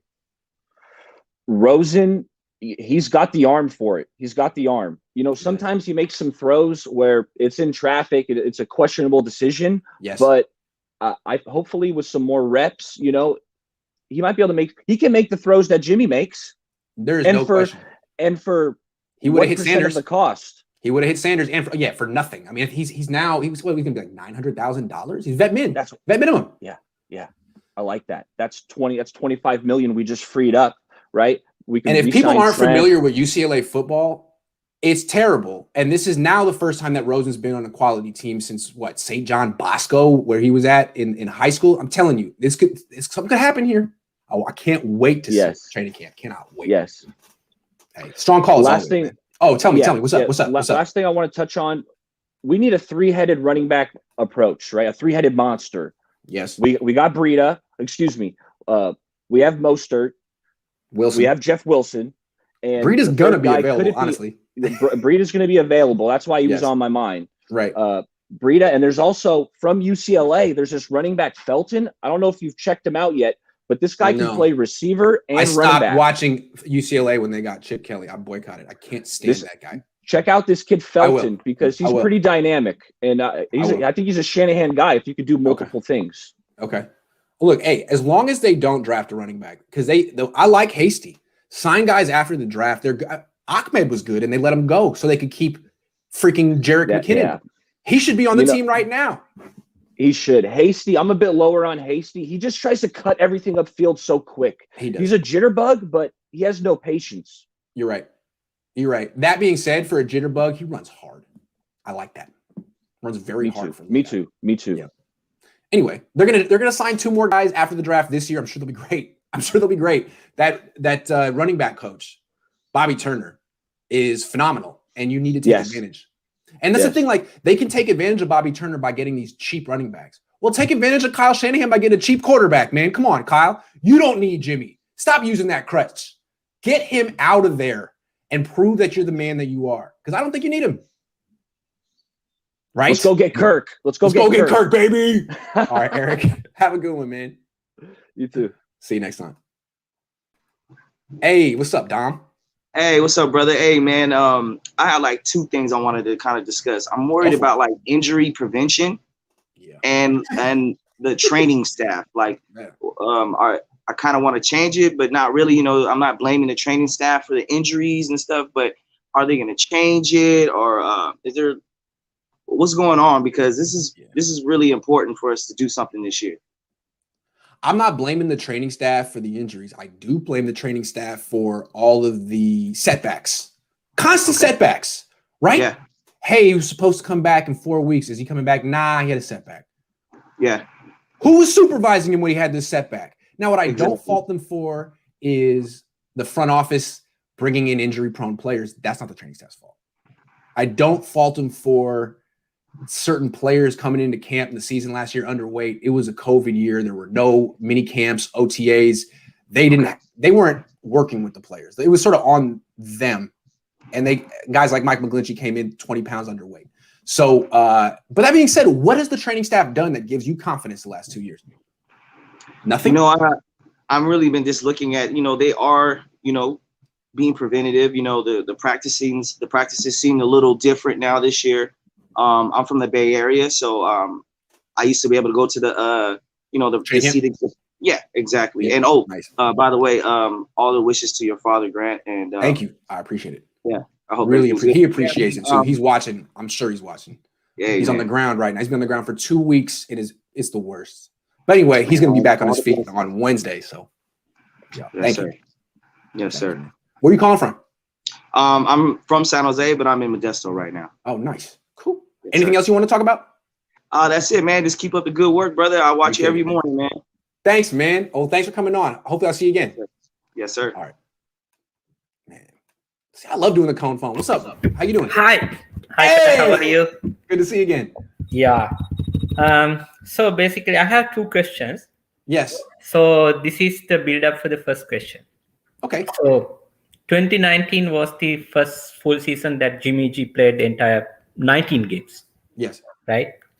So even after the Super Bowl loss, the narrative from the fans and especially from the major stream media was that Jimmy G is really good. When this guy is here, we are winning.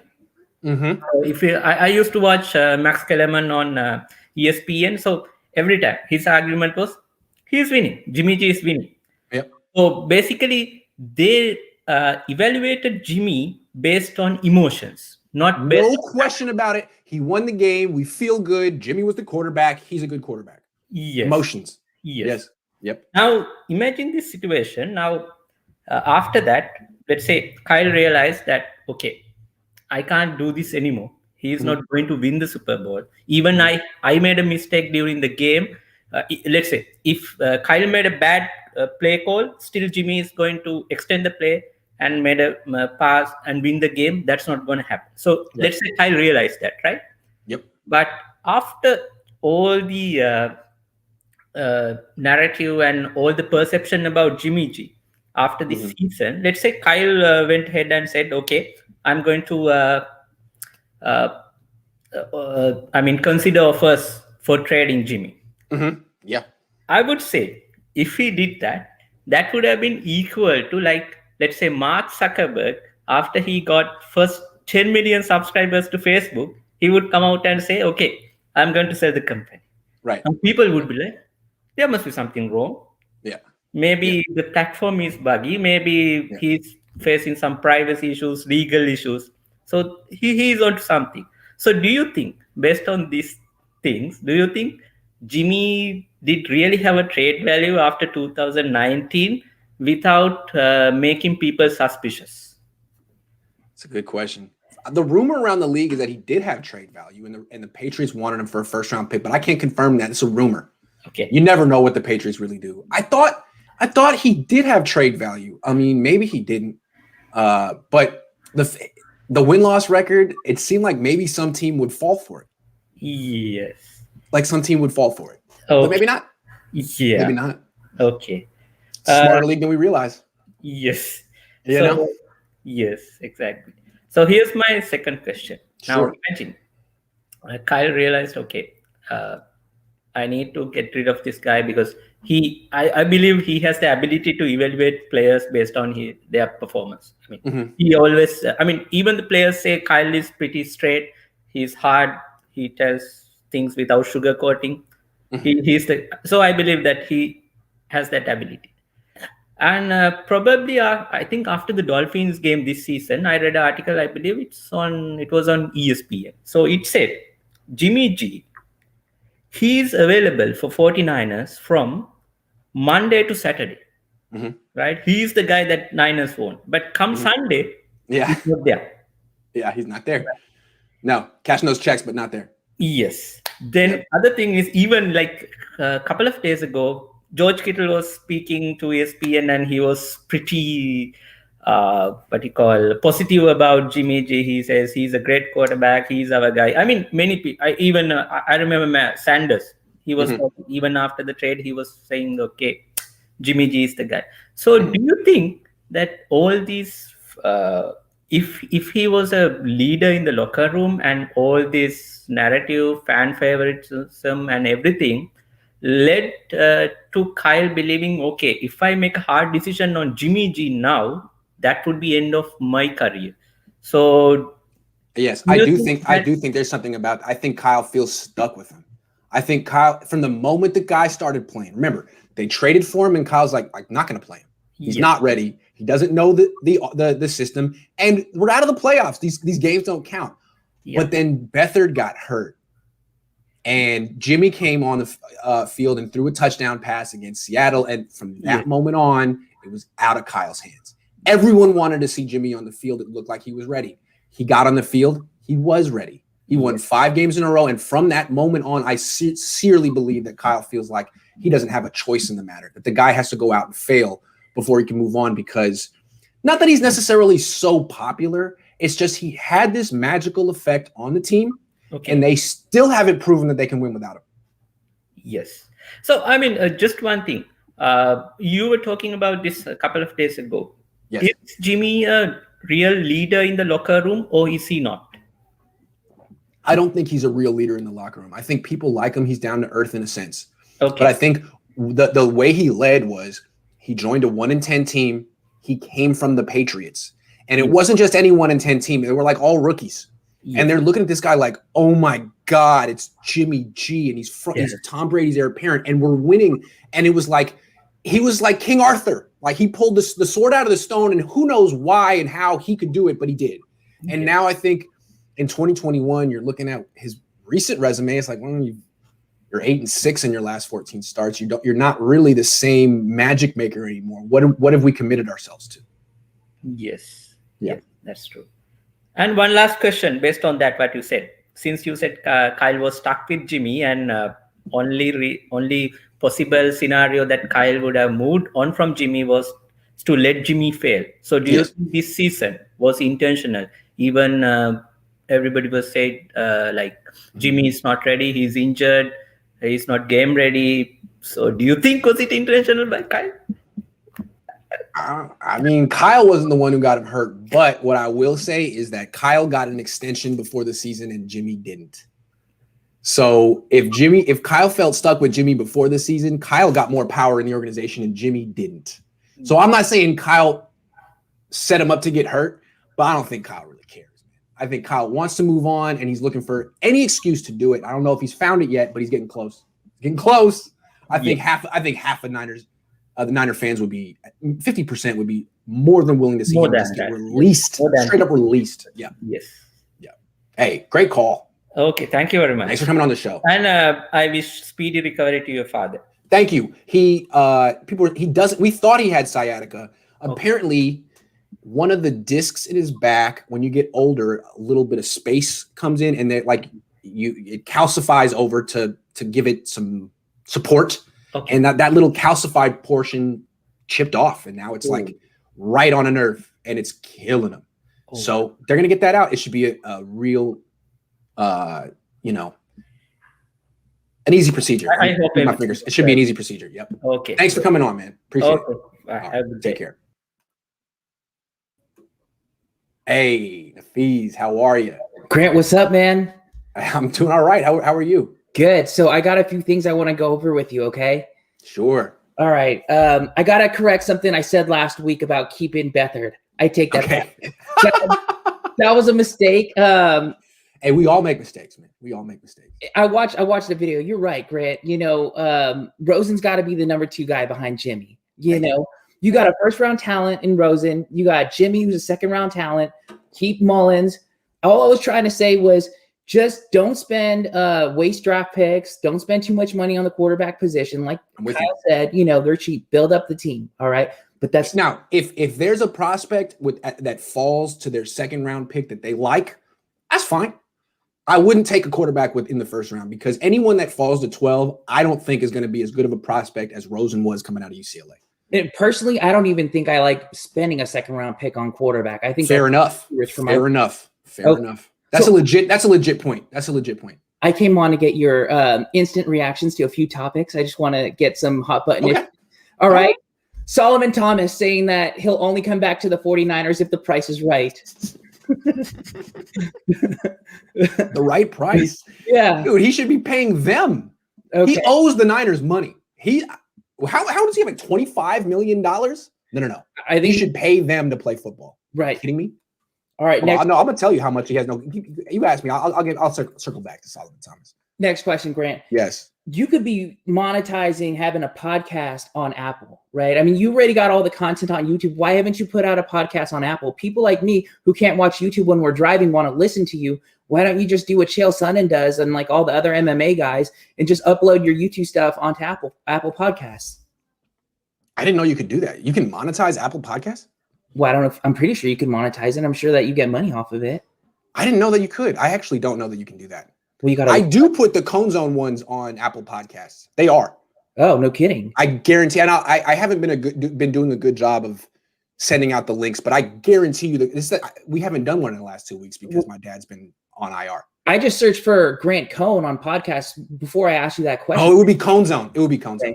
Okay. COHN. No, I should do that. Hey, thank you for being my manager. I'm looking out for you all the Thank you. Yeah, I got to figure that out. All right, fine. I like money. Money's great. What's up? On the same topic, all right? So let's assume that, you keep doing good on YouTube. When do you get a studio? Look, everything in due time. Right now, I got a 1-bedroom apartment. So the next move is maybe a condo or condo. So I don't know what the condo is going to have. Probably not a studio, but maybe it'll have an office that I could turn into a studio. That's the next move. So the studio, that's in another lifetime. That's not going to happen anytime soon. Or you get the studio and you put a bedroom in there and you sleep there. Yeah, maybe I'll do that. Maybe I will. All right, so football topics. All right. Sure. Something about, I don't think that we're hearing enough of. 49ers probably not winning enough, not because it's Kyle's fault, but because the Jed York's just not spending enough money. If you think about it, right, we're hearing that the 49ers are about middle of the pack in terms of salary cap space coming up this year, right? Mm-hmm. And if they cut a few guys like D Ford, Weston Richburg, Solomon Thomas, some others, right, they may be amongst the league leaders in terms of salary cap. So how much of this is really Kyle's fault and John Lynch's fault versus Jed just not wanting to spend enough money? I don't think I'll ever know the answer to that question. That would be a great question for John Lynch or Kyle Shanahan if you could get their honest answer. Is Jed York cheap? I do think he's cheap by NFL owner standards. I think he cuts corners. I think John Lynch and Kyle Shanahan have to make a very good case to bring in a guy who's expensive. And the fact that D Ford and Quan Alexander didn't work out makes me feel like Jed's going to push back a little bit more on signing these kind of players. But where Jed cuts corners isn't necessarily the roster. It's everything else.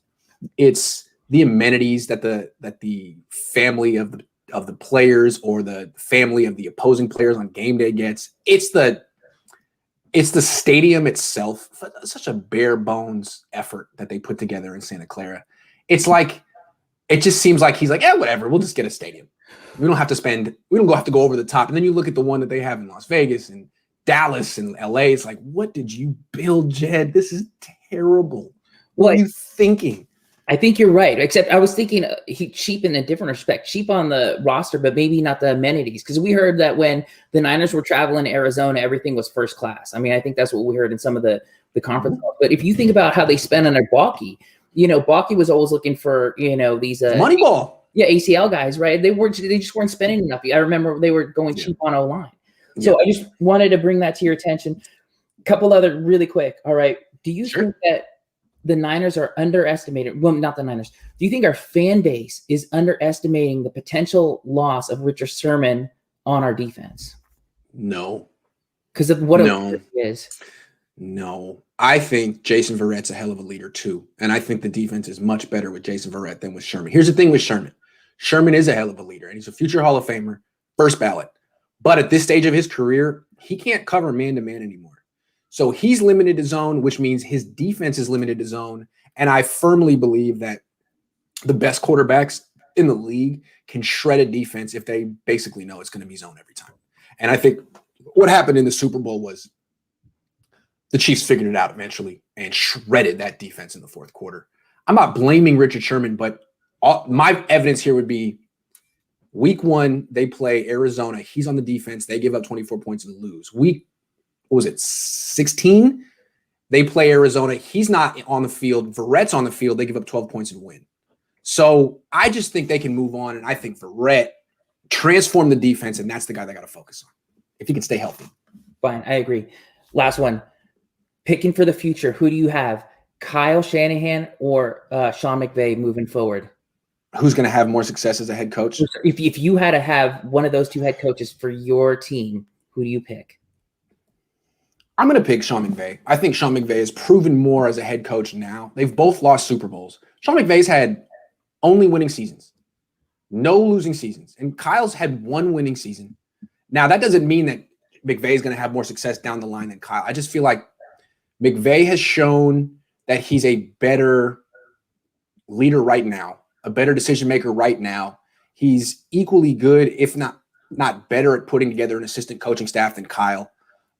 He's might not be as good of a coordinator and play designer as Kyle, but he has the advantage in all those other things I just listed. So I would go with McVay at this point. Although what's interesting about McVay is that Rams coaching staff has been gutted. Everyone wants the next McVay. Everyone loves what he's doing. So every year, like, coordinators are gone, defensive coordinators, offensive coordinators, and I don't know how good that Rams team is going to be in a few. It seems like even with McVay, he might have to leave and start over someplace, whereas Shanahan could be with the Niners for life if he wants, because he hasn't mortgaged the future to win now the way McVay has.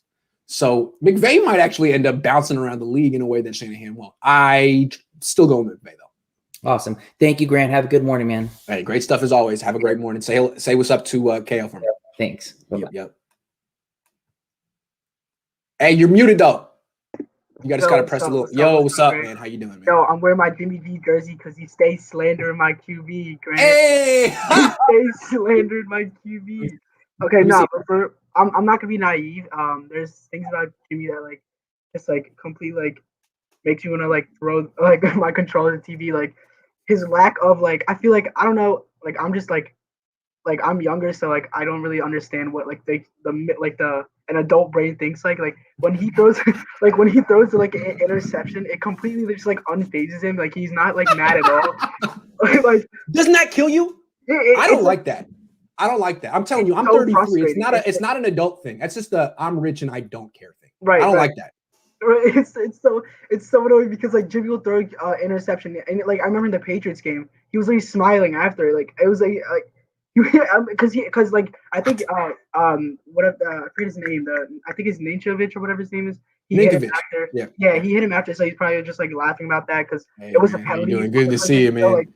All I know is when Brady messes up, even at his age, 43 years old, where he's universally regarded as the greatest player of all time, he's pissed. Exactly. I tell my dad that every time. I'm like, look at Brady, look at Rodgers, and all these guys. These guys are good because they care about the game. They care about their mistakes, right? They care. And what is it? Why is that important? Well, if you care about making mistakes, then you want to improve. Exactly. If you don't care about making mistakes, then you don't want to improve. And I gotta say, I haven't seen Jimmy Garoppolo in 4 years. And there's a silver lining because I've been seeing on Twitter everyone's like, well, dude, where's Jimmy? Just for all this, why isn't he making his voice heard? It's a good thing that he's trying to stay out of it. He's just he's turning a blind eye or something. But at the same time, it's if I'm Jimmy right now, I'm furious and I'm hungry. I want to go to another team and prove to the Niners. Yeah, don't you care, Jimmy? Say something. Where are you? Demand a trade. Ask to be released. Don't you care that everyone is making fun of you? That your own fan base wants you gone? Have some pride. Or are you just hey, man, I made $85 million. This game is dangerous. I'm blessed for the time I had here, and I'm going to get out. Because if that's how it is, then fine. Just say it. And also when these players say that Jimmy has a leadership mentality, I'm just it's probably a PR. They're just trying to they have media. That's the franchise quarterback. I'm not going to slander my own quarterback. Yeah, exactly. Because I'll get in trouble. I see no leadership skills whatsoever. In the booth, he's literally just lounging. And when you see when he was injured and notes. What do you mean you're taking notes, dude? You're the franchise quarterback. You learning still? You're learning. Dude, it was so funny. He was and he wasn't even wearing I know this is me just analyzing. He wasn't wearing Niners gear or anything. He literally looked like he just checked out of the season. It was maybe that. And the thing is, he has the talent. He's like what 6'2", like he has a quarterback build, right? So he has. He's won a lot of games, man. Yeah, he was a second-round pick. Yes. Like, I mean, I'm not like, and that's where like I'm on Jimmy's side, where like he can play the game, he can throw the ball.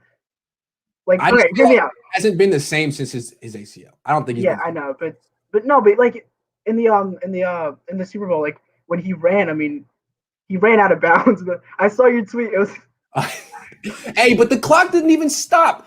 I was my bad. I was right, because I think it was over a minute. Yeah, it was okay. But anyway, it wasn't dumb actually. It was. But no, but it's because like Jimmy's he's just like this year was very decisive because I think he didn't want to make a mistake, and you could tell he did not like because he knew he was like on the chopping block kind of because I mean I don't know, it really depends on like what perspective you have on the chopping block because like maybe Kyle Shanahan if he has him on the chopping block right now, maybe I don't know, or John Lynch, maybe he thought like in 2019 he played with very little confidence. And everyone was like, well, he's coming off a torn ACL. Like, give him some time. And then 2020 came along, and everyone's like, all right, this is the year that he's going to be the MVP. He's going to go off. And then you saw week 1, like, no, he has even less confidence. No, yeah, this was his year.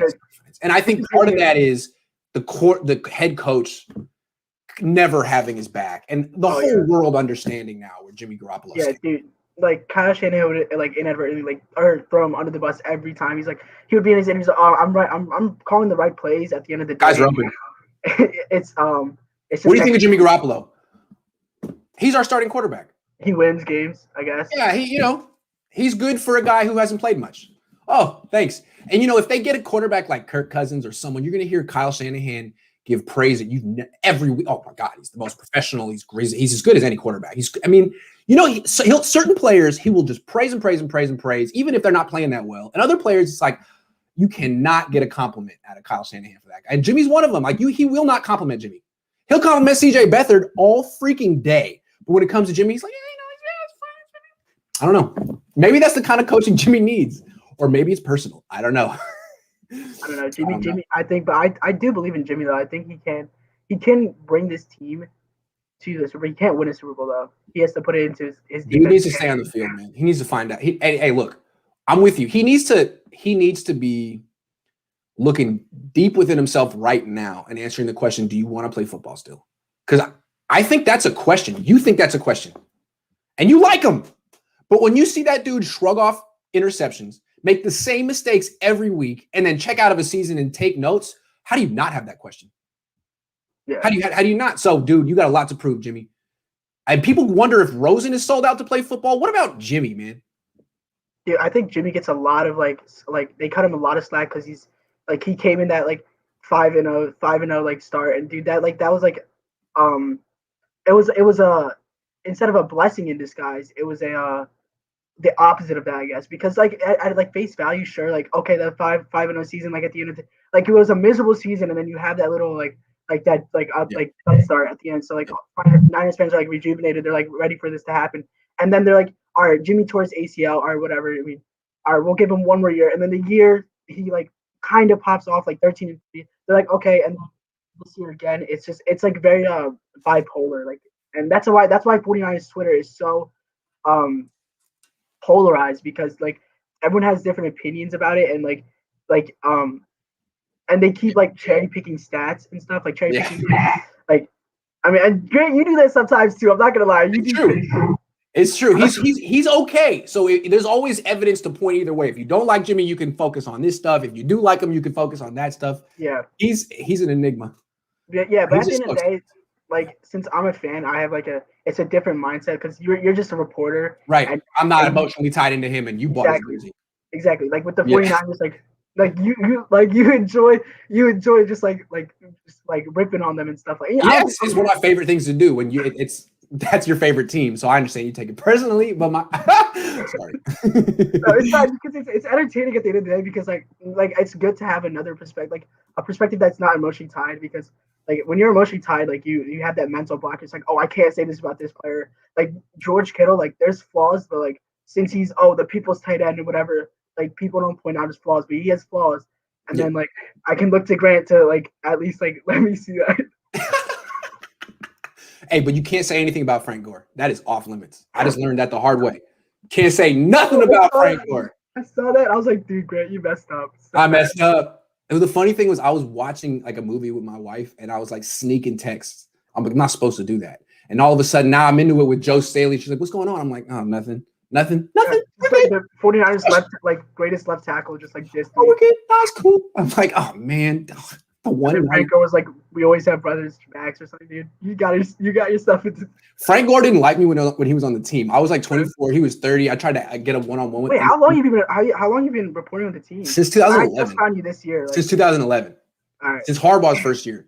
So like the second year, I was like 24. Frank Gore was 30. I asked for a one-on-one, and I already had the reputation as being, who I am. So he gets in my face and was like, "Yeah, you can interview me." And it's like the weigh-in at a boxing match. Like he gets this close to my face, and the whole interview was like this close. I was like, "Oh, I can't back up because then I'll be scared." I thought Frank was like the most down-to-earth person ever.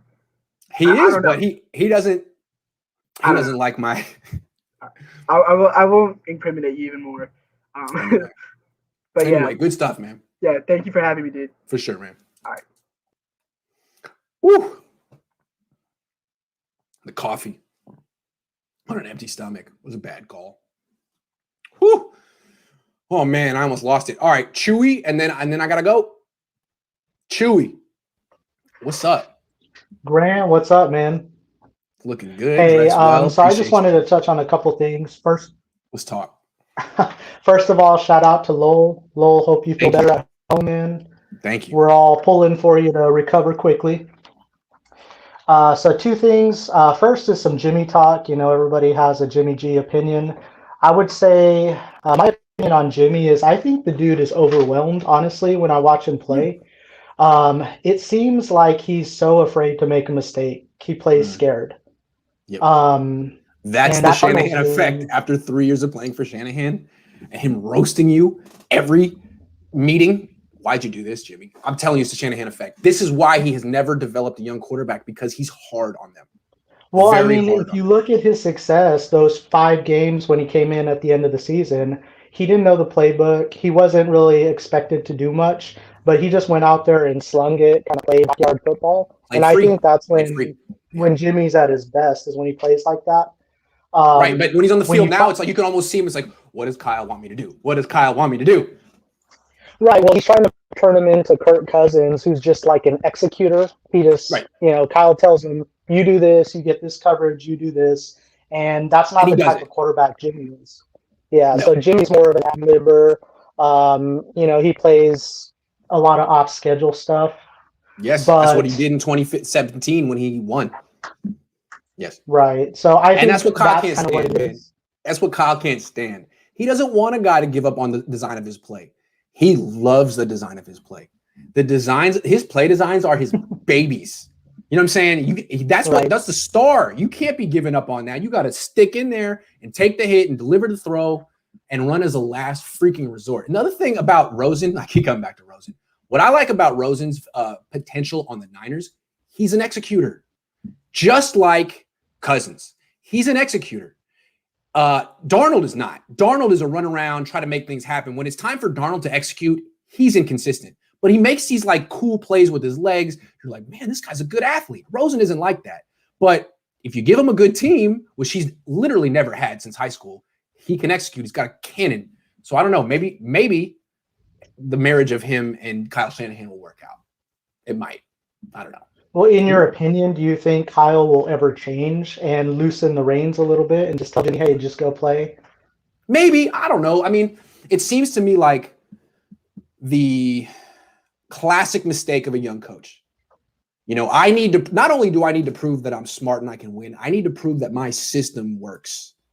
And I think when you get to like 60 and you're in the league, you're like, I don't need to prove that my system works. I just need to get the ring before I'm out. And you look at Andy Reid, he's changed his system. He was basically West Coast offense in Philly, and now he's total spread college because that suits Patrick Mahomes. Like, whatever. I'll just do what works for my players, and I think when you get to that level, you are a master coach. And Kyle Shanahan is still kind of stuck in the young coach phase, which is, I'm really good, but I need to prove that this system works. Get the system, man. be flexible with your system. Andy Reid is. Yeah, I agree. I agree. Maybe he could. The other thing that I wanted to talk about was, the available quarterbacks, So Deshaun Watson, obviously, I mean, I looked at some of the film on some of the quarterbacks that I thought might be available this weekend, and it just really stood out to me. I hadn't really watched Deshaun Watson a lot. How calm that guy is in the pocket. Like, he drops back, never panics, super calm. And it's like the game's moving in slow motion, and he's just a little bit faster.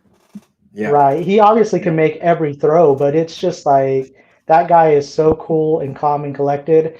I even watched all of Aaron Rodgers' season this season, watched all his throws he made. And as good as he played, Deshaun Watson just seems like he's a step above physically. Real quick, this website I use, it's not Pro Football Focus. It's called SIS Data Hub, SISDATAHUB. It's free. You can look it up. It's an interesting site. I don't really trust. I mean, it's just their interpretation of whatever, advanced stats and stuff. But they ranked Deshaun Watson as the #1 quarterback in the league last season. #1. So, yeah, he's really good. So all the people that say, Nick Bosa shouldn't be up for grabs, heck, I would even Fred Warner, as important as he is to the defense, I mean, it's a no-brainer. Not a quarterback. If you can get, not a quarterback, yeah. Yeah, if you can get a quarterback like Deshaun Watson, you make the salary cap work around a player like that. He's going to put us in the playoffs. If we give up some firsts, they're going to be late firsts because we're going to be such a good team with him. So I think, I think that guy is unbelievable.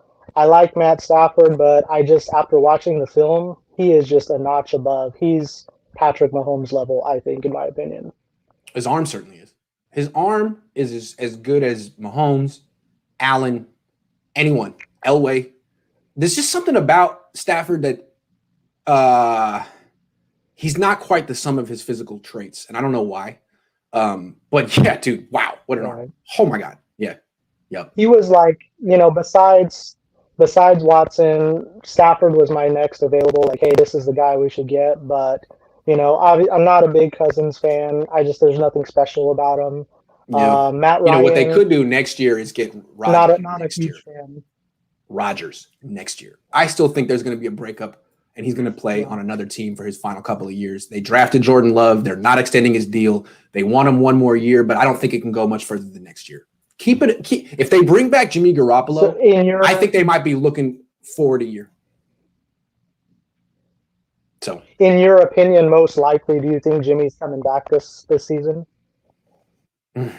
It's starting to look like it. I don't know that they're going to find a clear upgrade at quarterback that they can sell to the fan base.